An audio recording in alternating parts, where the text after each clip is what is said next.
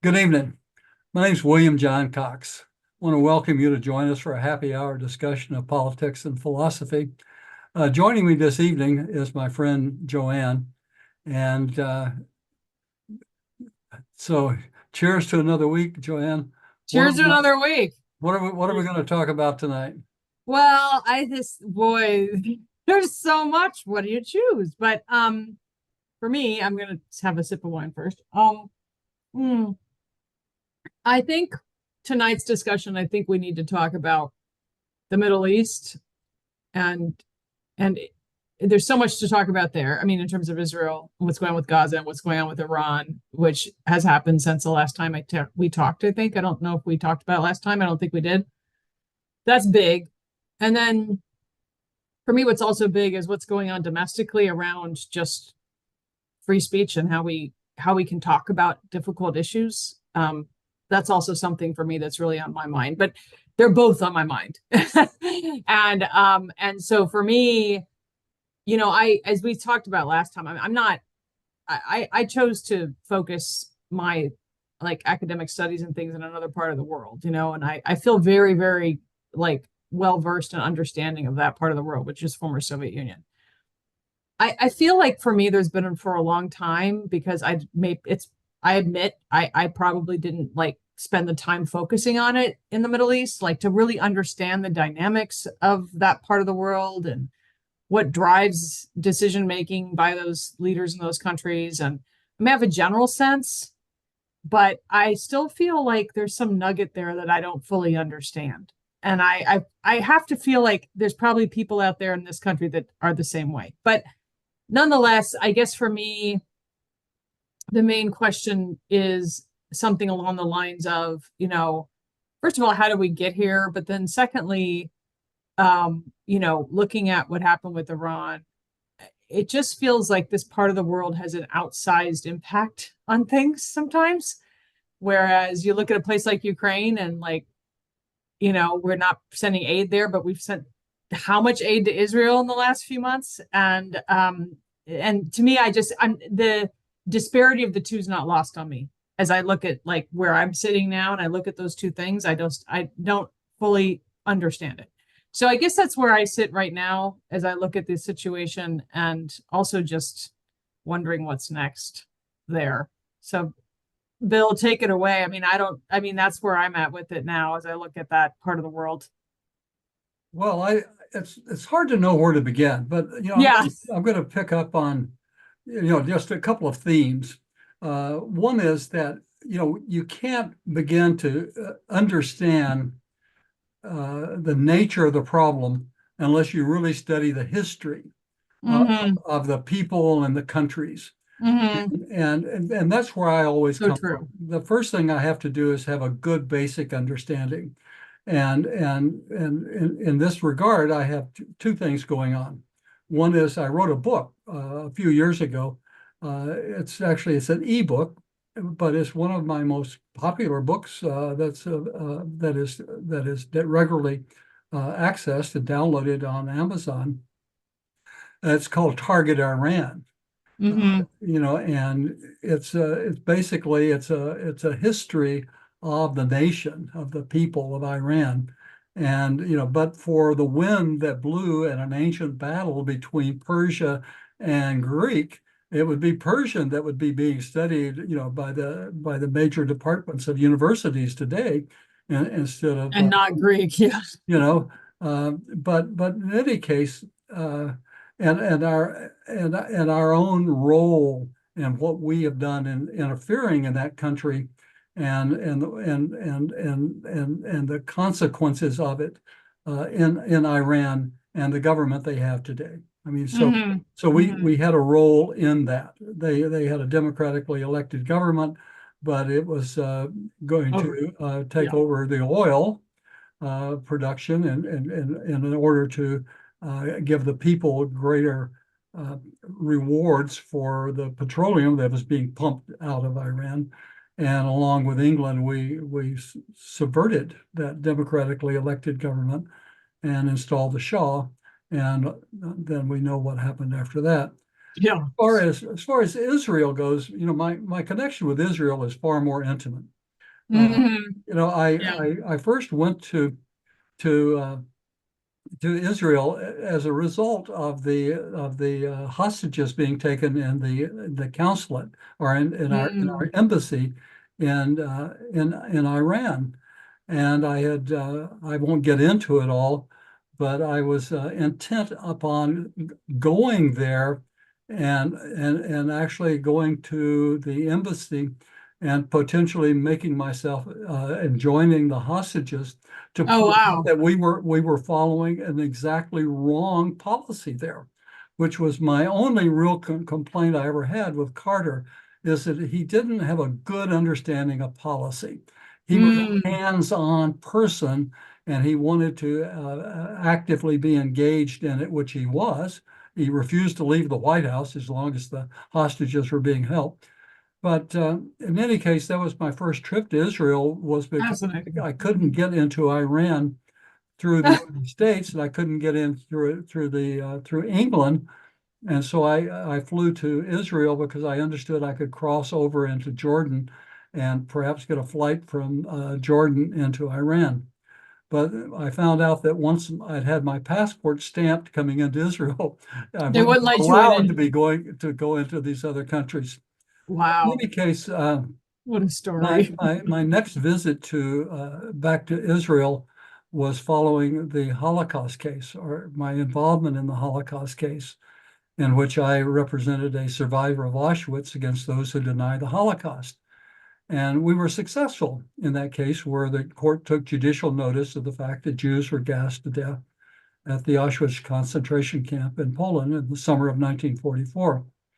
And and I and I had some loose ends in that case to tie up, and arrangements were made for me to meet with the Mossad, actually Really? in Israel. Wow. And so in the week or a couple of weeks following the case, I flew to Israel, and that week, Newsweek magazine had my case as the centerfold story of the weekly news magazine. And when I was in Israel, I was well received. Yeah, I bet. I was invited to have morning tea with Prime Minister Begin, Oh, and wow. and I did.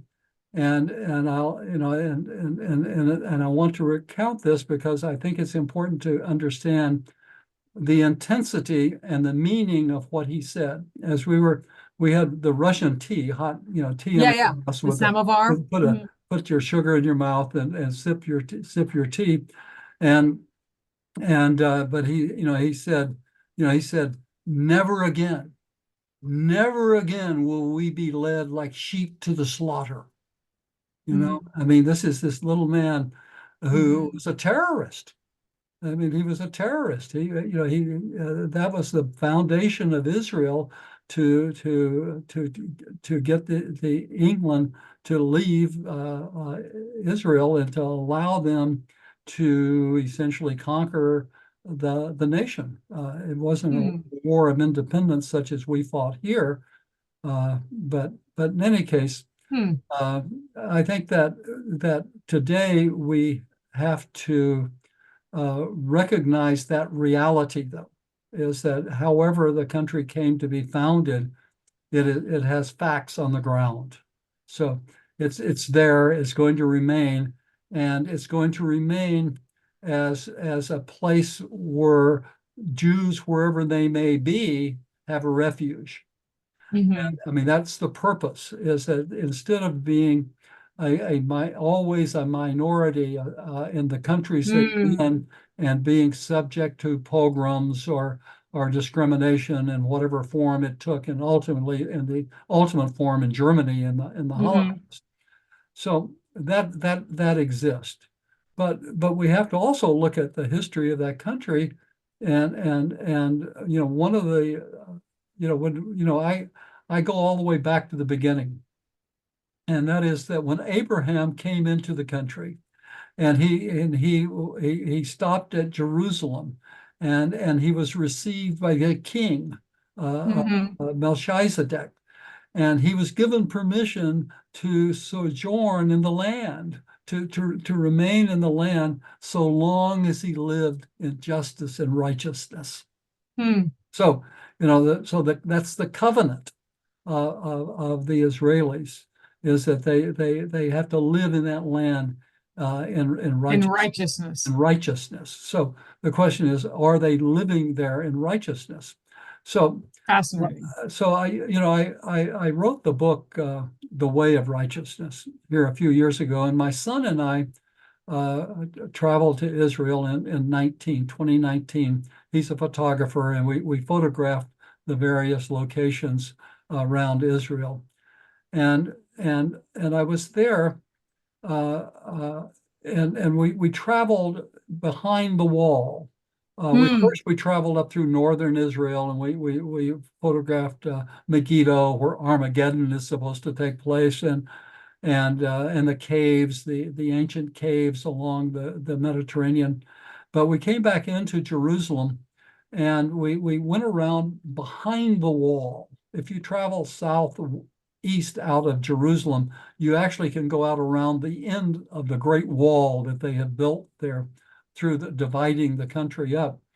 And we were able to go down into to Jericho, because I wanted to photograph the most ancient walls in the world. It's the most ancient city in the world. And we were there, but we also got lost. My son and I were using a GPS, and we got lost. And we were well into Palestinian lands in the West Bank, and we were followed and viewed with great suspicion. But wherever we went, you could just see the poverty, not just the economic poverty, but the poverty of spirit. And there are all of these young men and children just kind of standing around, and it was like hugely depressing sight. And then we went on down to the Dead Sea and photographed there, and ultimately to Masada and photographed there. But I came back, and as I wrote the end of the book, I added some summations at the end of the book. And one of my summations was a petition to the United Nations on behalf of the children of Israel, the Palestinian children and the Israeli children, because Israel does not have a written constitution. It still exists basically under, they call it the basic law. What it is it's the law they took over from the English occupiers. And so, Israel essentially lives under martial law. They don't have a constitution. And they say, well, we're sort of like England. England doesn't have a written constitution either, but it has a body of constitutional law. Well, we saw what happened just in the last year, and that is the Israeli government is tried with the courts. They passed a law to restrict the court from reviewing acts of the executive parliament. So basically they don't have that. So my petition to the United Nations was that the United Nations, it doesn't require the Security Council. The United Nations General Assembly could support the covenant of Abraham, and that is that there be a constitutional requirement of those countries that Israel have a written constitution that includes the right of Palestinians to come and go, and that the Palestinians would also have a constitution for their nation, and that would allow the Israelis to come and go, that there would be rights of access and freedom in the land, that they both have to occupy the land in righteousness. The General Assembly or the United Nations said that I have to be a nation in order to petition the United Nations. So it was another of my useless petitions. But essentially, that would be, my policy concept in a way to begin to resolve the problems that are there. and that is that they need a written constitution. And what we have to also, in terms of understanding what's going on there, is that the people of Israel, originally were very liberal. Uh-huh. They were basically a socialist nation. All of the kibbutzes were all Yeah, there formed definitely on is a this sort of socialist basis, communal, yeah, and exactly. they were governed for many years with a socialist government. National health care, among other things, and so, but that has all changed. That Mhm. with time, and so what we have there is that we have a government that a large portion of the Israeli people do not approve of. I mean, they're having massive, massive protest. And I don't mean just Well, massive protest because of the most recent thing over their refusal to call ceasefires in order to obtain the return of the hostages, or to negotiate in good faith for the return of the hostages. But also there were massive protests over this constitutional issue, yes. over the courts not being allowed to review legislative decisions or legislative processes.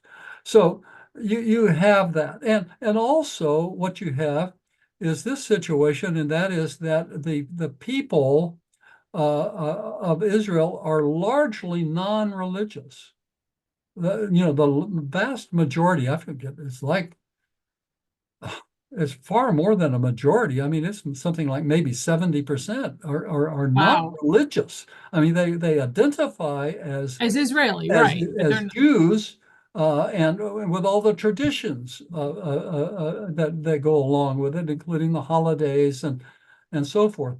But they are not necessarily believers. But the country itself, the government, is extraordinarily influenced by the minority. Orthodox. Orthodox, because for one thing, they, in nearly every government, they control the departments of the interior. And also the government gives over to the religious. You have the chief rabbis. You have the two chief rabbis of Israel, one Ashkenazi, one Sephardic, and they control all matters of marriage and divorce and all of these things that are intimate to the people.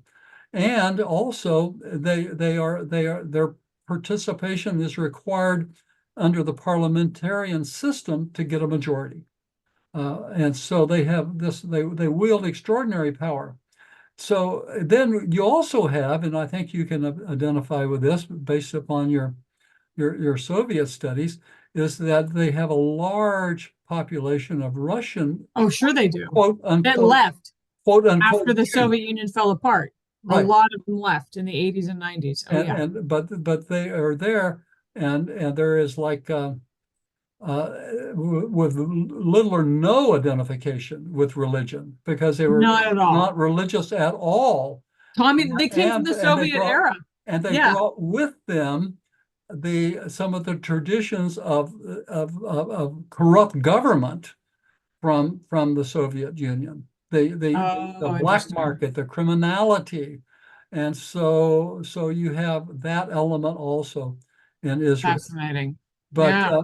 but there is Hmm. also uh, this one other thing I want to touch on, and that is they go back to the covenant of Abraham. Genetic testing of the Palestinians and the Israelis, in a nutshell, show that if you trace the paternal lineage of these two, what you find is that 70% of the Israeli men, in a way, through the Y chromosome testing, can trace their lineage back 2,000 years. 80+% of the Palestinians can.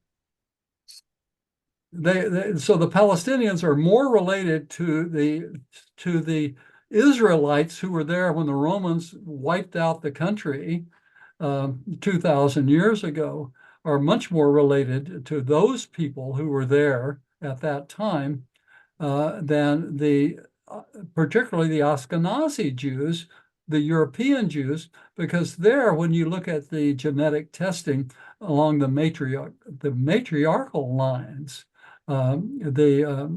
there you find that the 80% of the Israelis are related through their mothers to Europeans. Huh.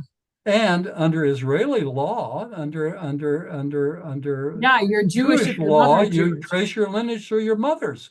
So like 80% of the Israelis aren't Jews if you're tracing their lineage through their mothers. They're back because you had male Jews who were out, in Europe marrying European women, and who would then convert to Judaism and as a part of their marriage. So, interesting. so in any case, I mean that's another of those facts on the ground. But That nobody really talks about. yeah, but so here's the one last thing when you talked about this, and that is that this whole discussion, that is fraught with us, you and I, being accused of being anti-Semitic if we dare to even really talk about these things openly. And Exactly. for Pete's sakes, once upon a time, I represented every Jew on earth against those who deny the Holocaust. I was You met with married. the prime minister. Helen and I were married in the old city. We went there. I wanted, I said when I was there for the Dead Sea Scrolls trial, I said, if I'm ever married again, this is where I want to be married. And so we went there. We were married at Christ Church within the old walled city. So Wow. I have, I have this great identity with the country. I mean, I go there and I feel a tremendous spiritual connection with the country. But um, all of that said, we have to recognize that our interest may not coincide. The interest in the United States may not coincide with those of Israel. And we can look back. There is a number of things that you can look at and see, and one is that Israel spies on us like crazy. I mean, they basically they Why is that? well, What for? they're supposed to be friends, friends and friends. They're not the Five Eyes. They're not England, Australia, New Zealand, Yeah. and Canada and the United States. But they are friends, and friends are not supposed to spy on friends. But they repeatedly have not only spied on us, they stole their original nuclear material from the United States. 200 pounds of that nuclear material was taken to establish their first atomic weapons, and the switches that are required, these highly delicate switches that are required so that because they use plutonium for their bombs, and they have to put it where it is totally surrounded, and you have all these switches that go off at once in order to push the explosives to compress the plutonium at the center of the bomb. They stole all of those. In fact, there were convictions. When did that happen? When? How did it happen? Or no, when did it happen? How long? Gosh, it was early on, but this happened through a company out here in California, actually, and there were convictions, and a man and his wife, escaped the country, and were later arrested in Switzerland and convicted of this, because this was embargoed. The United States. Yeah. And it goes back all the way back to 1956. And in 1956, Israel conspired with England and France to attack Egypt and to seize the Suez Canal because the purpose of it all was so that England and France could then operate the canal, and Israel would get to seize the land. That's the first time they seized the Gaza Strip. And then Eisenhower put his foot down.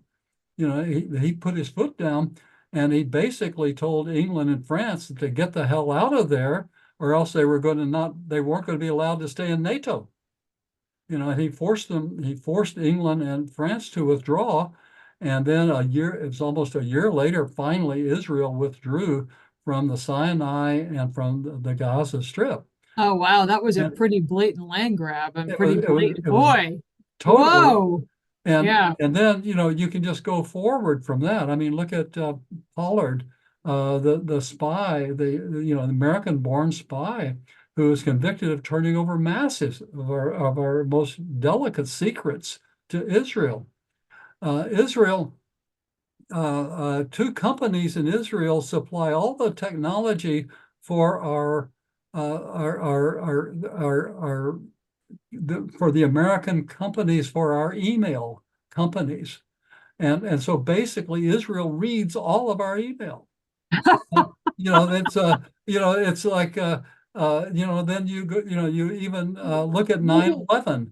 9/11, clearly there's no doubt about it at this point.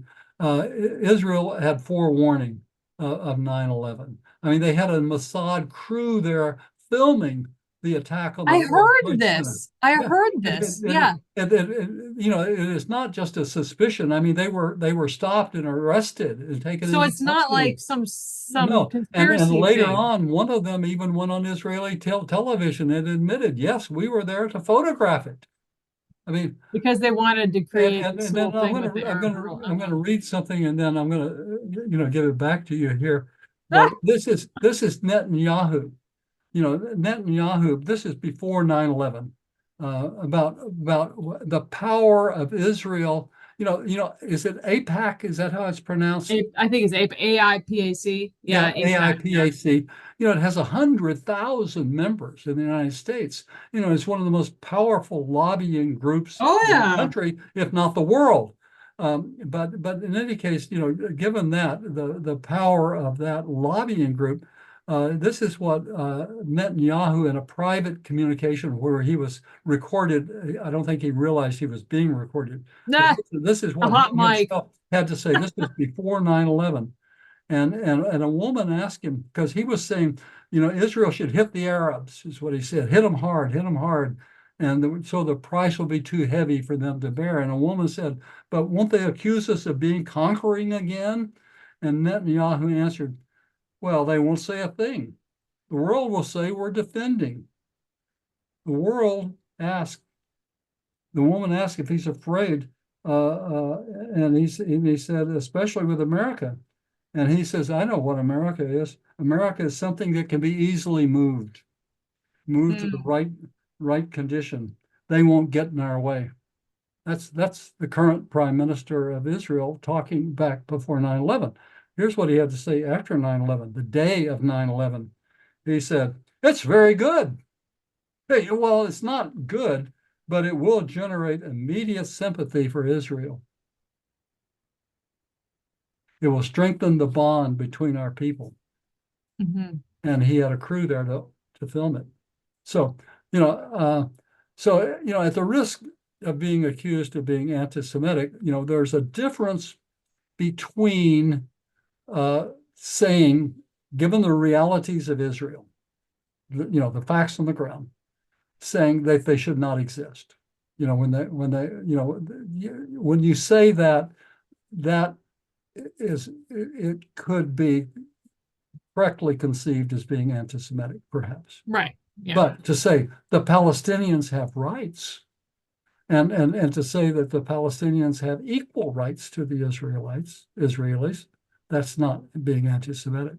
And when you look at what has happened there in Gaza, as a result of that, then that is not being anti-Semitic. That is just having human compassion.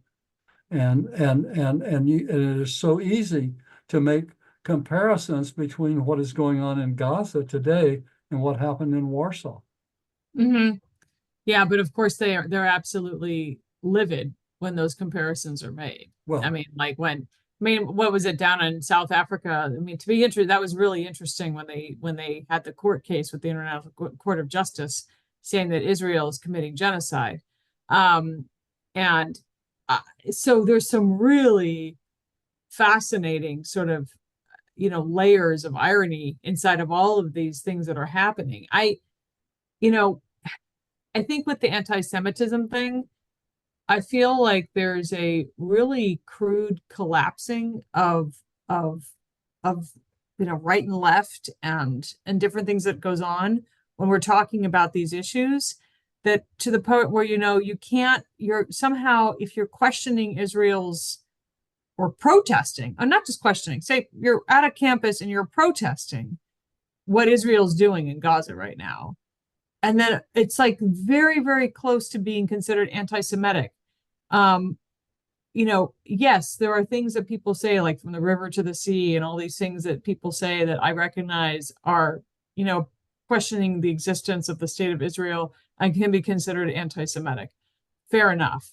But I just feel like with this sort of kangaroo court show that's gone on in Congress with the presidents of the universities, and kind of trying, like, this whole sort of political moment that's been made with some of these like senators and Congress people to like be like, I'm more righteous than you are, and making them fall all over themselves to say, oh, of course, we want to deal with any anti-Semitism on campus, and we want to, and feeling like they're quaking in their boots before the congressional committee. But at the same time, I'm not really clear what is it all these administrators have done so wrong, and it feels like there's no room, there's no oxygen for just talking about the situation and having honest questions. Just having honest questions like, well, I don't understand, why is it that the Palestinians, how was the state of Israel founded, and why is it that these people that have been on that land for thousands of years all of a sudden were considered, the minority in their own place, or what? I mean, I don't understand. That's the piece of history I feel like I have to do a whole bunch of reading about, personally. But what makes me uncomfortable, is when there's this sort of, this feeling like when you start to get that spidey sense, like we had even before we started this conversation, this spidey sense of, oh, we're going to talk about it, and I hope we're not considered anti-Semitic because we're just raising the question, because we're just asking the question. If we're becoming and that's in those moments, that's when I feel like we're treading on like self-censorship around issues that really matter, really matter, that we understand and we communicate about. And that's what I feel like is happening right now on this issue. Well, I wrote a paper here a few months ago on called, who are the legitimate heirs of the land of Israel. And it was a little 1,000 word essay. It wasn't a major piece. I wasn't surprised that I couldn't place it with the Times, or the Jerusalem Post. But I sent out that article to like 20 of my publishers, my online publishers, and almost, over the years, I published dozens and dozens of articles, and I can always, if I send out this to 20 of them, 10 of them will publish it. It's Right. sometimes even more. Not one of them would publish it. Not one. I mean, finally one in India did. In India, one published it. Yeah. But it was like they were afraid to, because I don't know. Well, maybe my writing has deteriorated over the years substantially. But I thought, I think it's the subject matter. it just they just weren't ready to touch it, and I don't know how we're going to deal with this unless, as you say, we have to be able to open it up and talk about it openly. There's one other thing that is going on when you talk about Congress, and that is that so much of our Congress, particularly on one side of the aisle, is so dominated by evangelicals. And unfortunately, it seems to me that so many of the evangelicals are just so wishing for Armageddon. and for their so that they can be raptured in their lifetime. That this great battle takes place in Israel, and they have become Old Testament. They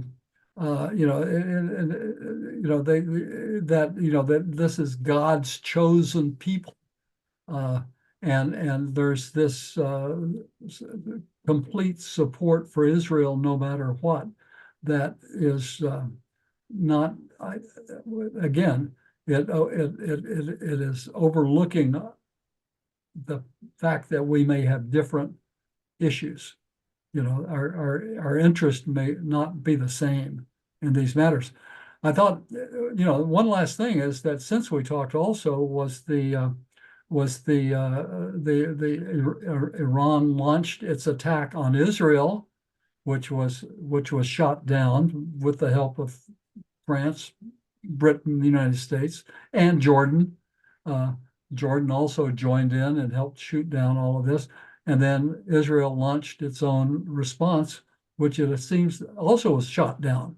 So maybe this is really an endorsement of Star Wars. Maybe Reagan was really right.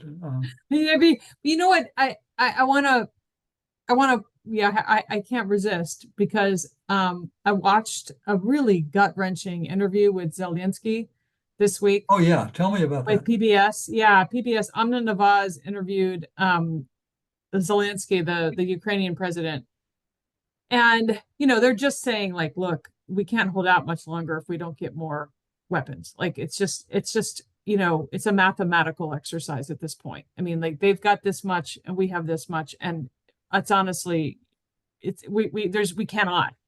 And he was really emotional during the interview. And one thing she said, I can't help but note that over the last week we've had this whole like sort of Iran, launched all these missiles at Israel, and there was a defense there. And what do you think about that? And he basically said, well, that's a show of what it is like to have cooperative international support.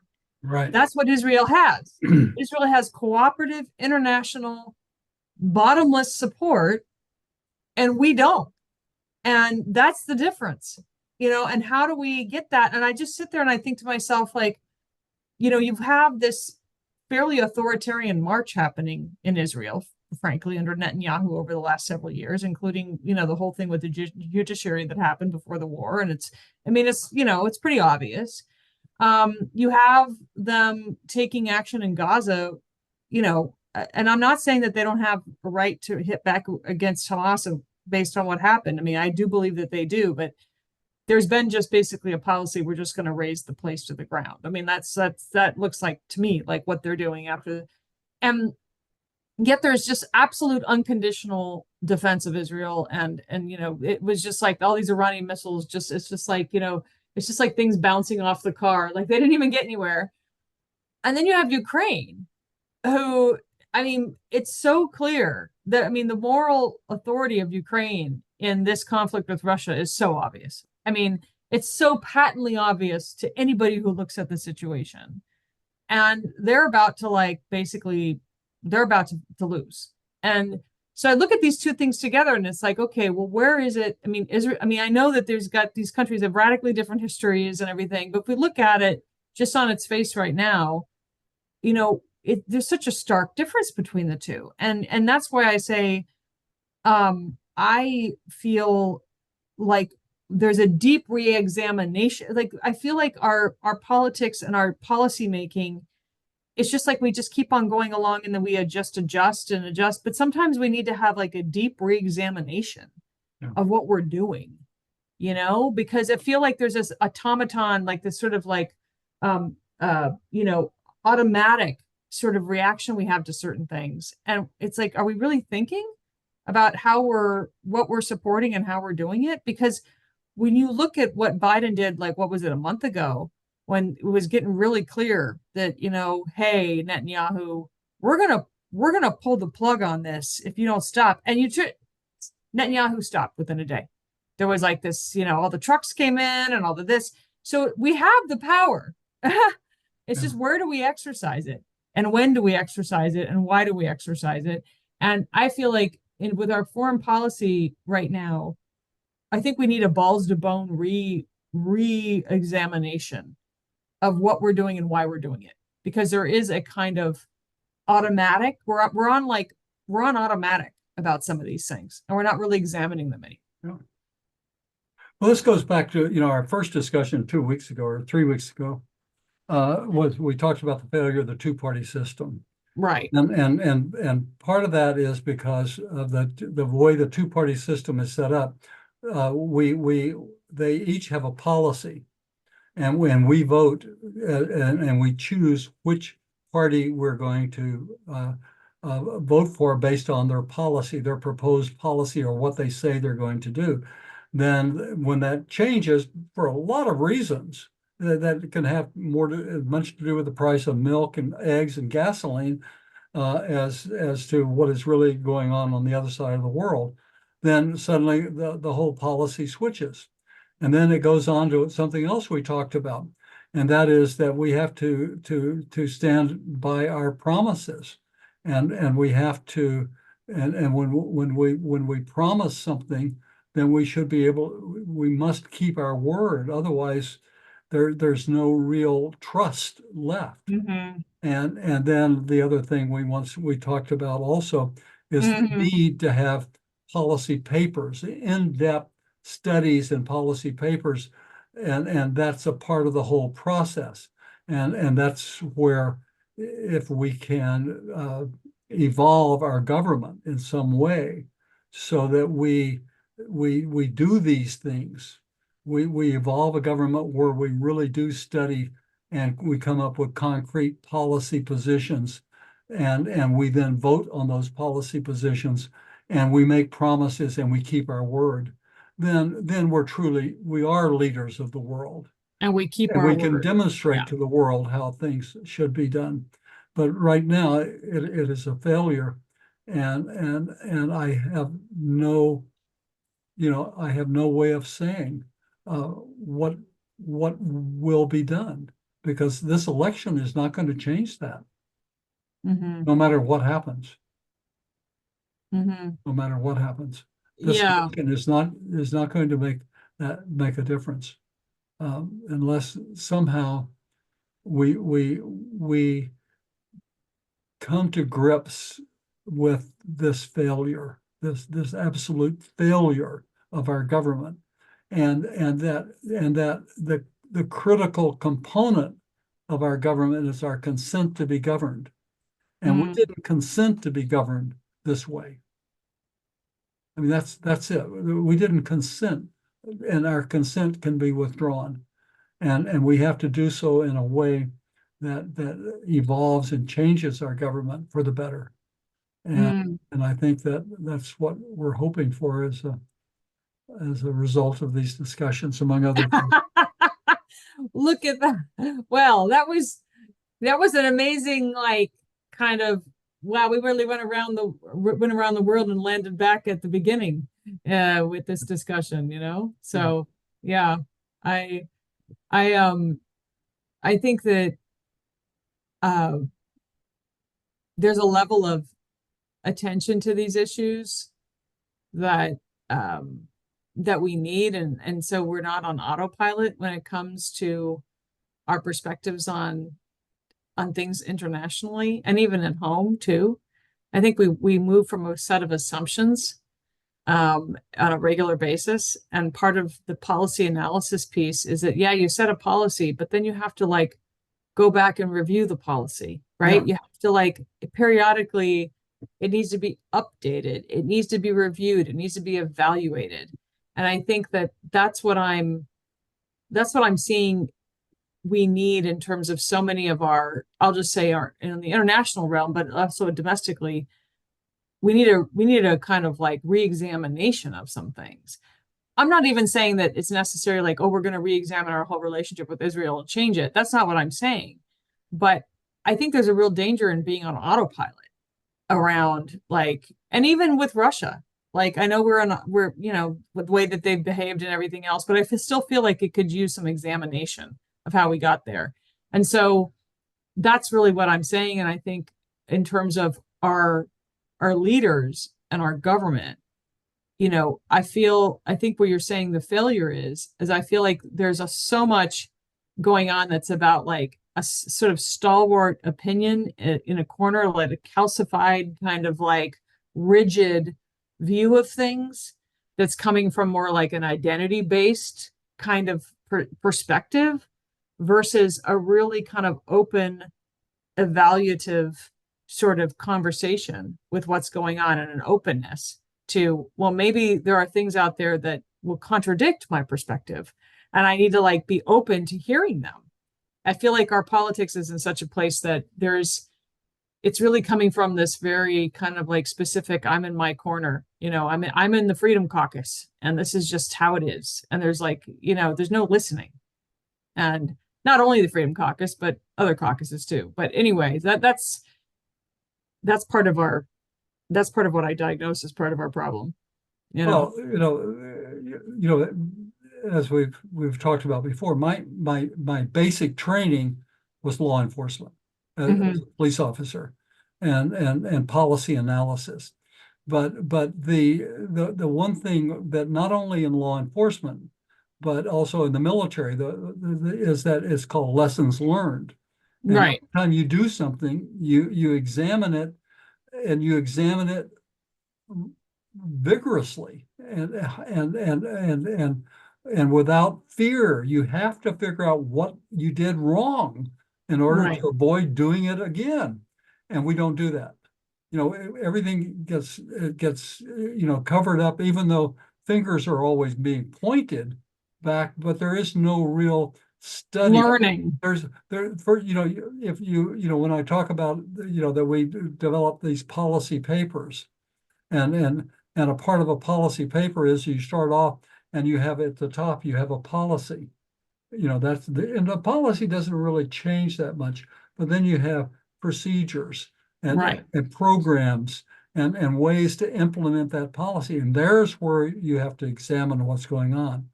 And ultimately, perhaps the policy is wrong, and you do change the policy, but you have to be able to really be able to admit what you've done wrong. You have to have a way of getting to the things you do wrong, and to make the corrections for the future. And it seems that we have not been doing that very well, because to do that and admit that is political vulnerability. So it's basically like if you do that exercise where you're looking at your own, or you collectively are looking at your own policies and procedures and deciding what worked and what didn't work and why. If you're going to do that and be honest about it, there brings vulnerability with it. So instead, we have this situation where it's the opposing party that does it with their political lens on it, which no one really takes as a lesson learned exercise. They just take it as a political exercise, right? And so the lesson learned exercise never actually happens. Well, yeah, and also because it is done in such an adversarial way, it is misused and mischaracterized. We lost China. Right. We lost China. Well, that was the great political failure. And instead of looking For at Truman, right? why we lost China and what could be done about it, we could have avoided quite a few years of the Cold War, perhaps. Right. Yeah, these are the things.